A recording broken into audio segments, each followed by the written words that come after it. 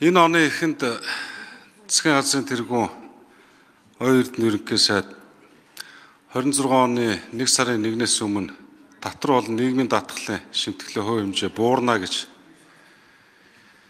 албан ёсоор мэдгдсэн их хурлын даргын дэргэдэх зөвлөлийн хуралдарч гисэн танилцуулга хийсэн.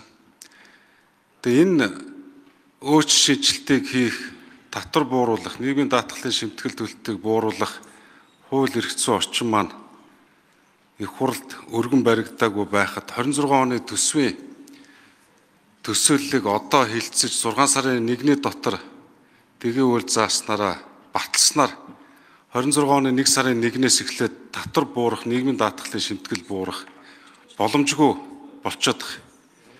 Төсвийн довтортой байдлын тухай хуулийн 7-гийн 1 дээр маш тодорхой заасан байгаа.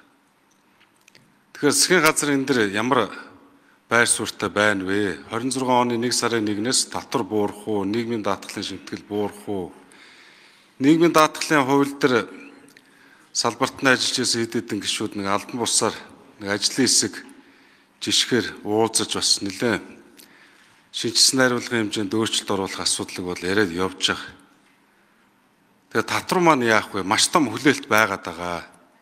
Тэгээ төсвийн хүрээний мэдэгдэл татврын хууль баригдааг байхад батлагдсанараа 26 оны 1 сарын 1-ээс хэрж эхлэх ямарч боломжгүй болчиход байгаа. Хуулийн арахаар. Тэгэхээр ямар гаргалгаа харж байгаа? Төсвөө өргөн барихтаа энэ төсвийн хүрээний их хурлаас батлах мэдэгдлээ өөрчлөлт оруулах гэдэг юм уу? Энд дэр нэг тодорхой байр суурь илэрхийлж. За номтор ихний асуултанд хариулъя. Тэгээ зарчмын хувьд бол логиктой асуудал л да. Татврын реформ маань өөрөө нэлээд өртөгтэй хийгднэ. Тийм амар нэг удаагийн төсвөр хийгдэх зүйл бол биш. Яагаад вэ гэхээр бид ер нь татврын багцуул гэхээр эн чинь дор хаяж 4 том хуулийн дээр суурь өөрчлөлтүүд орно. За мэдээж одоо шууд ажиллаж эхлэх төсвийнхаа жилд бол орлого талд нэлээд нөлөө үзүүлнэ. За тэгвэл ямар ч байсан 26, 27, 28, 29 гээд за 30 он хүртэлж магадгүй энэ реформууд ингээд шатраатай хийгдээд явах юм байна. За тийм учраас бид 26 оны төсвийн хүрээний мэдэгдлийг бол одоо хамгийн байж болох бага орлогын түвшинд өргөн барьсан байна. Бага орлогын түвшинд. За энэ юугаар харагдж байгаа нөхөр төсвийн тогтвортой байдлын зөвлөлөөс ирүүлсэн санал төсвийн дээр ирүүлсэн орлогын саналаас бас бага байна. Зардал нь ч бага байна. Төсвийн тогтвортой байдлын зөвлөлөөс ирүүлсэн санал бол төсвийг бүр алдагталтаа ирүүлсэн байгаа тоо.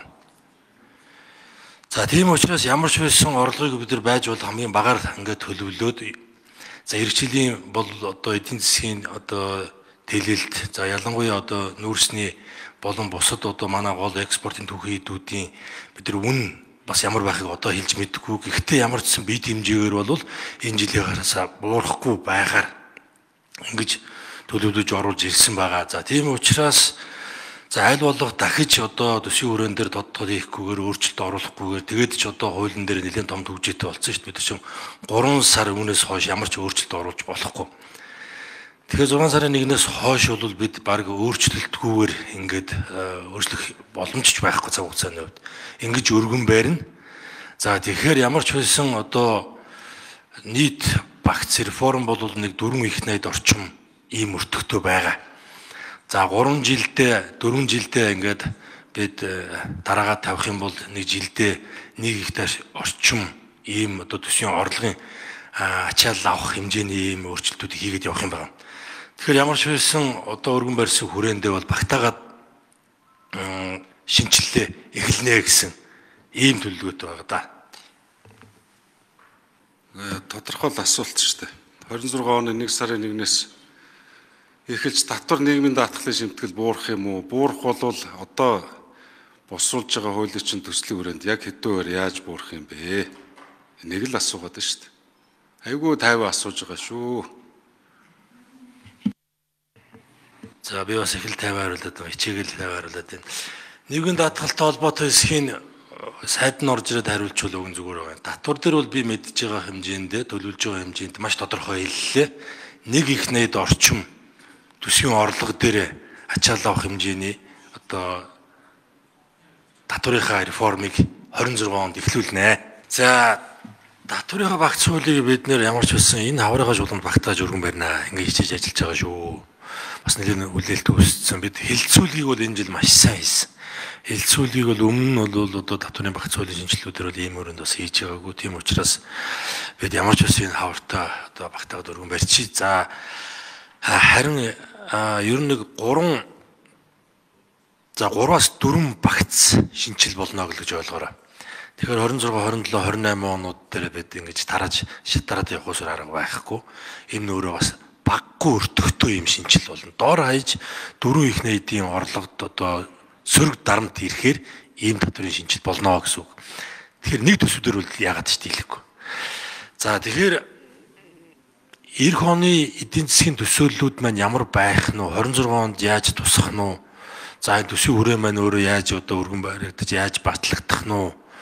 За энээс харж иж бид аль баг ачаал өхөөс нь эхлэндэ. Баг ачаал өхөөс нь эхлэнэ.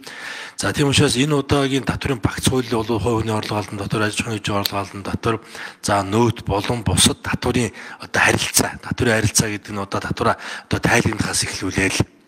За энэ бүгд тэр одоо шатараатай маш өргөн үрээтэй ийм шинжилгүүдийг хийж байгаа. Ер нь бол нэлээд либералчилж байгаа. Одоо хувийн хвшлээ нэлээд дэмжсэн, нэлээд одоо эдийн засгийн одоо өчтөрөөс эхэлж бидний ярилцж байгаа төлөвлөгөөнд туссан үзэл баримтал буюу эдийн засгийн эрхчлөө. За энэ бол эдийн засагт оролцогч бүх талуудыг хамруулж яригдж байгаа асуудал шүү.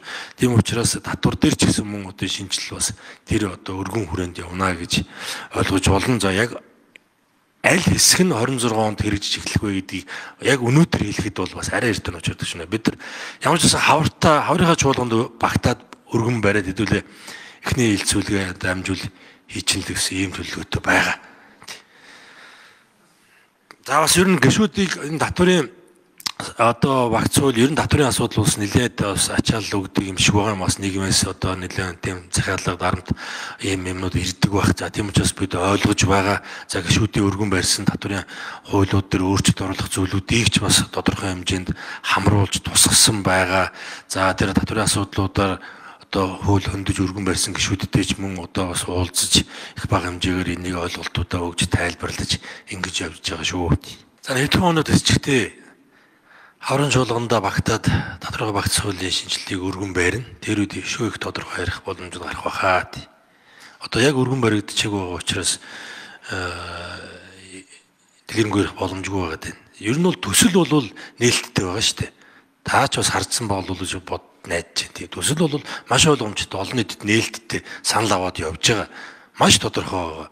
Харин аль алийг нь эзэнээс яаж одоо хэрэгжүүлж эхлэх вэ гэдэг дээр одоо бас судалгаа их шинжилгээг шаардлагатай байна. Энэ гадна тал тодорхойгүй байдлууд жилээр биш, улирлаар биш, сараар биш, өдрөөр өөрчлөгдөж байгаа юм үед бид бас шинжилгээ хийх шаардлагууд гарч ирээд байна. За мэдээж энэ 26 оны төсвийн төсөөллийг хуулийн дагуу дэмжиж таараа. Сангийн сайдын ирснээр эрхчил нэг их найд төгрөгийн хэмнэлт бүхээ түүнтэй дүүцэхүүц татврын хэмнэлт хийгднэ гэж ойлголоо. Тэгээ нийгмийн даатгал хариуцсан сайд нь одоогор байхгүй байна. Тэгээ нийгмийн даатгалын шимтгэлийг бууруулах, ялангуяа ажил олгогчийн төлж байгаа нийгмийн даатгалын шимтгэл бууруулах саналыг бол их хурлын нэлээд олон гишүүд бас гаргаад байна. Тэгээ энэний тооцоол бол өнөөдөр хүртэл бас танилцуулагдаагүй. Тэгээ сүүлд нэг зүйлийг хэлэхэд засгийн газар энэ амлалтаа өгтөө засгийн газрын зүгээс ард иргэдтэй аж ахуй нэгж компаниудаа дэлэг барьж байгаа шүү гэж томьёолж хэлсэн. Тэгээ энэ нэргээ бодоод тахаар нэг тавлсан үг санагдаад байна. Энэ бэлэг ердөөсөө биш. Хамгийн том бэлэг бол бид нар энэ татвар төлөгчдийн мөнгөнд хэмнэлттэй үр дүн эрэлхийлсэн зөв оновчтой зарцуулах нь чухал. Дэндүү их тансаглал баг. Төрийн албад дэндүү их томорч баг. Энэ бүгдээ танхал их чухал байгаа. За ганц төмөр сайд тун ойрын хугацаанд төрийн албыг 30% багасгах ийм бодлого шийдвэр барина гэсэн. Саяхан засгийн газар төрийн албаны заримчиг үүргийг хувьд шилжүүлснээр 10 их найдын хэмнэлт хийх юм байна гэдэг тооцоо гаргасан. Тэгээ энэ бүгдийг л хиймээр байна. Ингэж байж татвар буурна. Ингэж байж нийгмийн даатгалын шимтгэл буурна. Тэгээ энийг л хийгээч гэж хүсээд байна. Тэгэхгүй бол ингээд засгийн газрын зүгээс нэг тавлаад байгаа юм шиг нэг бэлэг барьж ийн гэдэргээд тэгээ жинхэнэ бэлэг чинь утга агуулга нь бол их өөр шүү. Энэ татвар төлөгчдийн мөнгөнд хэмнэлттэй үр дүн ирэлхийлсэн байгаасаа л гэж хүсэж байна.